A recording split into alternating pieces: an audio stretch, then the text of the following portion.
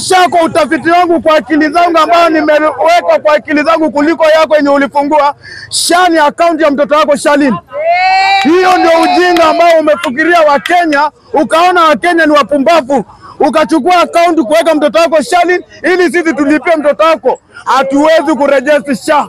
Kama chokora atalipa kwa mwaka SHA. Hebu nijibu sasa rais leo, kama chokora atatoa shilingi 10,000 kurejesha.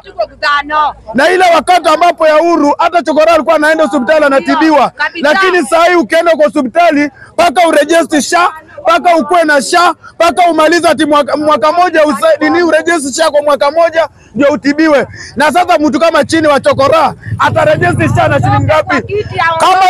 Kama wewe ni rais, si urejeshe machokora kwanza SHA yao. Hauna huruma kwa Wakenya.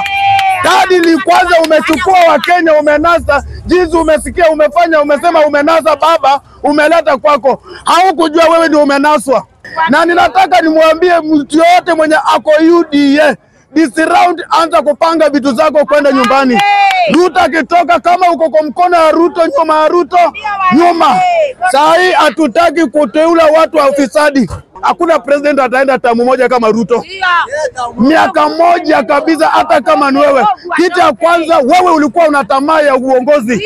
Na hukuwa na tamaa ya kusema ninakuja kusaidia Wakenya. Tangu Ruto ingie kwa kiti, maendeleo yenye nimeona Ruto amefanya tu. Ni juzi tu mwezi wa 5 ndiye amesema nimerudisha kazi kwa vijana.